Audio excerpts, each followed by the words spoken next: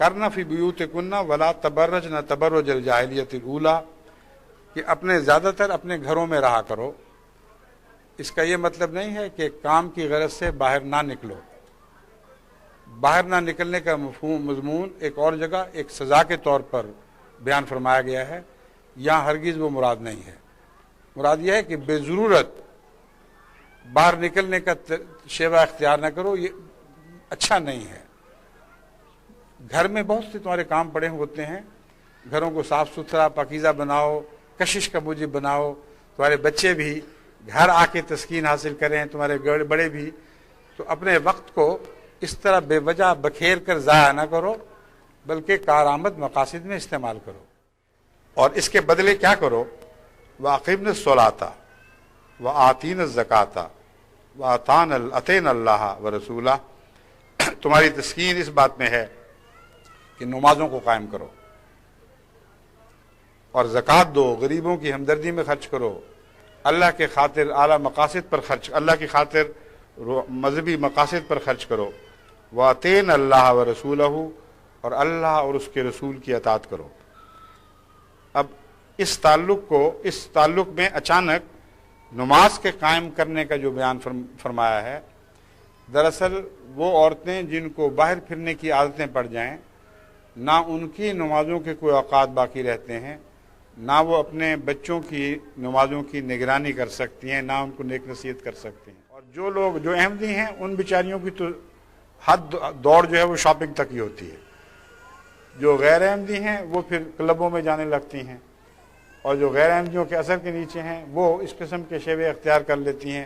بیرونی زندگی ہے، بہانہ یہ ہے کہ فلاں سوسائٹی کے ہم ممبر ہیں، فلاں سوسائٹی میں حصہ لے رہی ہیں، مگر گھر کے لیے وقت ہی نہیں رہتا۔ نتیجتاً وہ گھر ویران سا ہو جاتا ہے، اس میں گھر والے دوسرے افراد کو دلچسپی نہیں رہتی۔ ایسی عورتیں جب خود نمازیں پڑھتی ہیں تو اکثر ٹکریں مارنے والی نمازیں ہوتی ہیں، کیونکہ ان کو دو مصروفیتوں کے درمیان وقت ہی پورا نہیں ملتا، اور جلدی سے گلے سے اتاری کہ اچھا جی اب نماز پڑھ لی، اب چلو باہر چلیں۔ اور اپنے بچوں کو 5 وقتہ نماز کی عادت ڈالنا تبھی ممکن ہے اگر گھر میں عورت گھر کی ملکہ بن کے رہے، اس کے تمام معاملات اس کے کنٹرول میں ہوں، اس کی نظر کے سامنے سب چیزیں چل رہی ہوں، اپنے بچوں کو صبح بھی نماز پہ اٹھائے، رات کو بھی نماز کی توجہ دلائے، اور پھر صبح خود نماز پر اٹھنے کی عادی ہو۔ یہ گھریلو زندگی کے طبی پھل ہیں جن کا قرآن کریم نے ذکر فرمایا ہے۔ بیرونی زندگی اگر ضرورت سے زیادہ بڑھ جائے تو راتیں دیر تک ضائع ہو جاتی ہیں، رات گئے تک انسان ایسی مصروفیتوں میں پڑا رہتا ہے کہ اکثر ایسی عورتوں کے لیے صبح نماز پہ اٹھنے کی توفیق ہی نہیں ملتی، ہمت ہی ان میں نہیں رہتی۔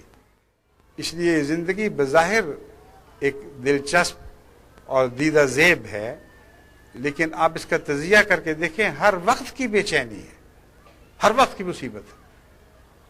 اسلام تسکین پیدا کرنا چاہتا ہے، قرار بخشنا چاہتا ہے، تحریک کر کے آپ کو بے وجہ متموج نہیں کرنا چاہتا کہ ہر وقت ایک ہنگامہ برپا ہو اور اس کے ماحصل کیا ہو، سارے دن کے آخر پر اپنا حساب کتاب کرنے بیٹھیں تو جیسی بے چینی لے کر دن شروع کیا تھا وہی بے چینی آخر پر اسی طرح رہی۔ باہر بہت نکلنا، بہت زیادہ مجالس میں اس طرح بیٹھنا عورت کے لیے اور بھی مشکلات پیدا کر دیتا ہے۔ ہر عورت ایک اقتصادی معیار پہ نہیں ہوتی، نسبتاً زیادہ امیر عورتیں ہیں، وہ زیادہ قیمتی سنگھار پٹار کرتی ہیں، وہ زیادہ قیمتی کپڑے پہنتی ہیں، ان کے فیشن اور قسم کے ہوتے ہیں، اور ان کی دولت کے قصے بھی مجلسوں میں چل رہے ہوتے ہیں۔ تو ایسی عورتیں بیچاریاں ہر وقت بے چین ہوتی چلی جاتی ہیں، اور بھی زیادہ بے چین ہوتی چلی جاتی ہیں کہ فلاں کے پاس گئے، دیکھا اس کا کتنا اچھا جوڑا تھا، دیکھا اس نے کہاں سے سنگھار لیا تھا، یہ اس نے امریکہ سے منگوایا تھا، یہ جرمنی سے حاصل کیا تھا، اور وہ جو سلائی کی ہے یہ تو کراچی میں جو سب سے مہنگی سلائی والے دکان ہے وہاں سے لی ہوئی ہے۔ مشغلہ ہی یہ ہے، باتیں ہی یہ ہو جاتی ہیں، نماز کے ذکر کا موقع کب ملے گا؟ ذکر الہی ان باتوں میں سجتا ہی نہیں ہے، پھپتا ہی نہیں ہے۔ اور قرآن کریم نماز کے قیام اور ذکر الہی کا ماحول پیدا کرنا چاہتا ہے، جہاں یہ پیدا ہو جائے وہ عورتیں آپ اگر سمجھتی ہیں کہ وہ لذتوں سے محروم ہیں تو بالکل دھوکہ ہے. جو تسکین جو وقار ان عورتوں کے چہروں پر ظاہر ہوتے ہیں وہ چیز ہی اور ہے. بچپن میں ہم نے کثرت سے قادیان میں ایسی چلتی پھرتے جنتیں دیکھی ہیں. ان کا مقام ان کا مرتبہ ہی الگ ہے. وہ اس قسم کی چھوٹی چھوٹی چیزوں کو ادنا اور ذلیل اور حقیر سمجھتی ہیں. ان میں محرومی کا کبھی بھی احساس پیدا نہیں. ہاں لوگ جو ان سے ملنے آتے ہیں ان کو تسکین ملتی ہے. جو قریب بیٹھتے تھے ان کو ایک روحانی لذت عطا ہوتی تھی. ظاہر چھوٹی سی باتیں ہیں, کوئی گناہ بھی نہیں ہے. میں یہ نہیں کہتا کہ جو باہر نکلتی ہیں وہ گناہوں کی خاطر نکلتی ہیں, ہرگز نہیں. بڑی بڑی نیک بیوی ہیں, اپنے آپ کو سنبھالتی ہیں, نکلتی ہیں شوق کی خاطر. مگر مومن کا وقت ضائع ضرور ہو جاتا ہے ایسی باتوں میں, اور ان کے ذہنی رجحانات کو یہ باتیں معین کرتی ہیں, اور ان رجحانات کا اثر آئندہ نسلوں پر اور گھر کے ماحول پر ضرور پڑتا ہے. اور رفتہ رفتہ یہ وہ ماحول ایسا ذکر الہی کے لیے ایسا اجنبی ماحول بن جاتا ہے کہ وہاں وہ پودا لگ نہیں سکتا. اور اسی پودے کا نام تو دراصل کلمہ طیب شجرہ طیبہ ہے. وہی تو پودا ہے جس نے جنت بنانی ہے. بس گھر میں اگر اللہ کے ذکر کی باتیں ہوں, خدا کی محبت اور پیار سے آپ کی زندگیاں تسکین پانے والی ہوں, اور پھر جو عورت کی طبی ضروریات ہیں جس کو خدا تعالیٰ نے خود بیان فرمایا ہے اس میں بھی دلچسپی ہو, وہ بے رونق اور بدزیب دکھائی نہ دیں, سلیقے والیاں ہوں لیکن متداول مزاج کی, متناسب زندگی اختیار کرنے والی, تو ان پر کوئی گناہ نہیں ہے. چنانچہ اللہ تعالیٰ یہ ذکر کرنے کے بعد فرماتا ہے نمازوں کو قائم کرو, تمہارا اولین فرض ہے زکوٰۃ دو, اور زکوٰۃ دینا اپنی ذات میں ایک لذت رکھتا ہے. آپ میں سے وہ خواتین, اور بہت سی ہوں گی میں امید رکھتا ہوں, جن کو غریبوں سے ہمدردی ہے, وہ غریبوں پر کچھ نہ کچھ خرچ کرنا, ان کا غریبوں پر کچھ نہ کچھ خرچ کرنا ان کا ایک دائمی مزاج بن چکا ہوتا ہے. وہ جانتی ہیں کہ جو کسی غریب کی ضرورت پورا کرنے میں لذت ہے وہ کسی سے کوئی تحفہ پانے میں لذت نہیں ہوتی. زمین آسمان کا فرق ہے. کہاں وہ لذت کہ کسی بھوکے کو آپ کھانا کھلانے کے موجب بنے, کسی غریب عورت کو جو تن ڈھانپنا چاہتی ہے مگر تن ڈھانپنے کے لیے کپڑے نہیں, اس کو مخفی ہاتھوں سے کپڑے پہنائیں, اور یہ جانتے ہوئے کہ اللہ کی پیار کی نظر یہاں پر پڑ رہی ہوں گی. کہاں یہ لذت, کہاں کسی سے ایک اچھا قیمتی جوڑا تحفے میں حاصل کر لینا. وہ آیا اور گیا, بات ختم ہو گئی, شکریہ ادا ہو گئے. مگر جو عطا کی لذت ہے وہ ایک دائمی لذت ہے. وہ ایسی لذت ہے جو آپ کے کردار پر گہرے اثر مترتب کر جاتی ہے, آپ کو پہلے سے بہتر بناتی چلی جاتی ہے, آپ کی عزت اپنی نظروں میں بڑھتی چلی جاتی ہے, اور خدا کی نظر میں بھی آپ کی عزت بڑھتی چلی جاتی ہے. اللہ نے جو اسلام کا مزاج بنایا ہے اس کا تعلق عطا کی لذتوں سے ہے. چنانچہ قرآن کریم میں اللہ تعالیٰ فرماتا ہے کنتم خیر امت اخرجت للناس, اے امت محمدی, آج تک جتنی بھی امتیں نکالی گئی ہیں تم ان میں سب سے بہتر ہو. کیوں بہتر ہو؟ اخرجت للناس, کیونکہ تم بنی نوع انسان کو فائدہ پہنچانے کے لیے پیدا کیے گئے. تم سے خیر دوسروں کی طرف چلتا ہے, جاری ہوتا ہے, تمہارا فیض غیروں کو عطا ہوتا ہے, تمہارا ہاتھ ان کے سامنے فیض پانے کے لیے نہیں پھیلایا ہوا, وہ تم سے فیض پاتے ہیں. یہ بنیادی وجہ ہے کہ تم بہترین ہو. اور امر واقعہ یہ ہے کہ جن کا فیض دوسروں کو پہنچے, جو سکون ان کو نصیب ہوتا ہے, جو چین وہ پاتے ہیں, اس کی کوئی مثال دنیا میں دوسری جگہ دکھائی نہیں دیتی. اپنے ہاتھ سے اپنی ضرورتیں کم کر کے, اپنی ضرورتیں کاٹ کر, اپنے بچوں کی ضرورتیں کم کر کے اور کاٹ کر غریبوں کی خاطر خرچ کرنا, یہ بھی ایک نشہ رکھتا ہے.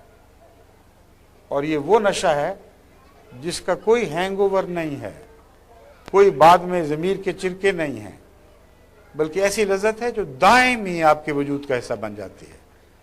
بس تاکہ حضرت صلی اللہ علیہ وآلہ وسلم کی نیک اور پاک نصیحت کا آپ پر گہرا اثر پڑے اور اس کے نتیجے میں جو میں کہہ رہا ہوں اسے قبول کرنے میں آپ کو مدد ملے۔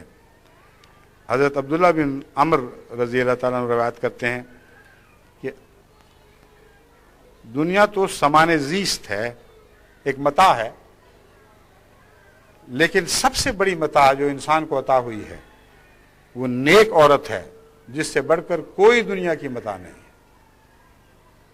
اب یہ حقیقت ہے، جن مردوں کے نصیب میں نیک بیویاں آ جائیں ان کے گھر جنت بن جاتے ہیں۔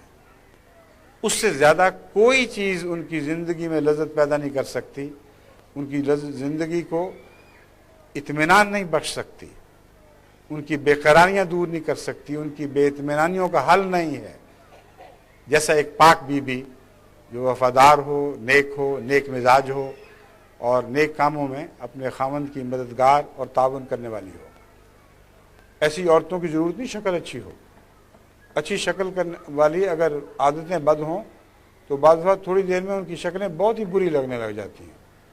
جتنی اچھی صورت ہو، بد عادتیں ان کو اور بھی بدزیب دکھانے لگتی ہیں، وہ منہ کو آتی ہیں کہ یہ کیا شکلیں دیکھو اور عادات دیکھو۔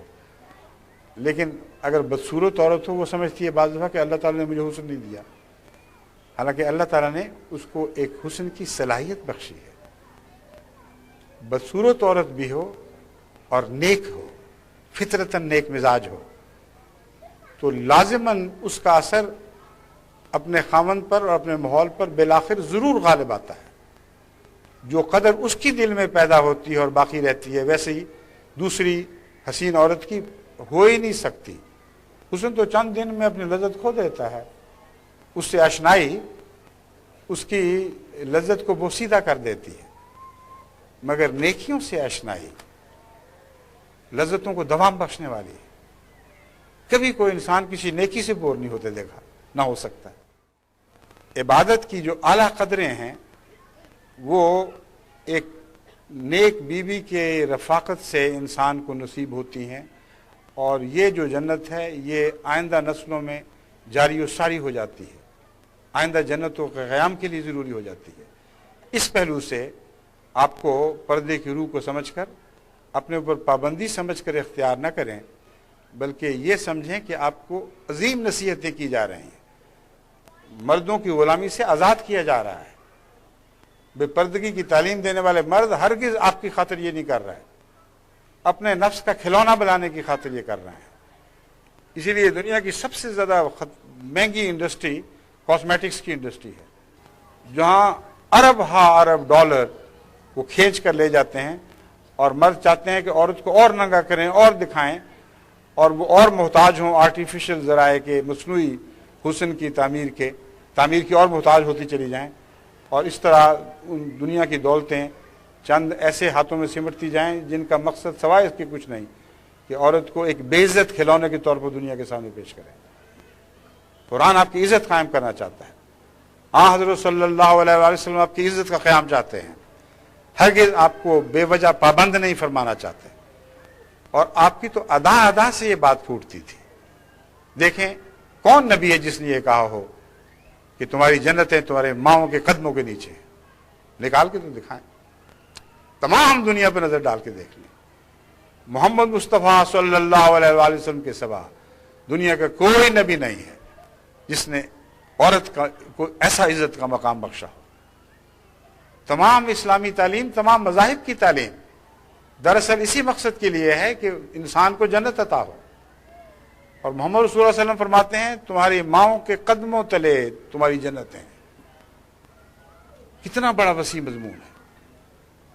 اس مضمون کا اس سے بھی تعلق ہے جو میں بھی بیان کر چکا ہوں۔ اگر مائیں جنت بنانے والی ہوں گی تو ان کی قدموں سے ان کی اولادیں جنتیں لوٹیں گی، اور وہ جنتیں وراثتاً آگے چلتی چلی جائیں گی۔ لیکن اگر مائیں ایسی نہ ہوں تو انہی قدموں کے نیچے جہنم بھی ہو سکتی ہے۔ بس جس تعلق میں حضرت صلی اللہ علیہ وآلہ وسلم عورت کا مقام اور مرتبہ پیش کر رہے ہیں، اس تعلق کو سمجھیں، اس مضمون کے حوالے سے اس حدیث کا معنی سمجھنے کی کوشش کریں۔ باریک باتوں میں کا خیال رکھا۔ ایک دفعہ ایک اونٹ کو ذرا تیزی سے بھگایا گیا تو آن حضرت صلی اللہ علیہ وسلم نے فرمایا قواریرا قواریرا، اس پہ عورتیں بیٹھی ہوئی ہیں، وہ تو شیشے ہیں، ان کا خیال رکھنا۔ اس باریک نظر سے آپ نے عورت کا خیال رکھا ہے کہ وہ گھر جو اسلام بظاہر عورت کے سپرد کرتا ہے، اس میں بھی آن حضرت صلی اللہ علیہ وسلم سب مردوں سے بڑھ کر اپنی بیویوں کے مددگار ہوتے تھے، بلکہ بعض دفعہ ان سے بڑھ کر گھر کے کام کر لیا کرتے تھے۔ بس یہ وہ دونوں کا باہم نیکیوں پر تعاون ہے جو دنیا کو جنت عطا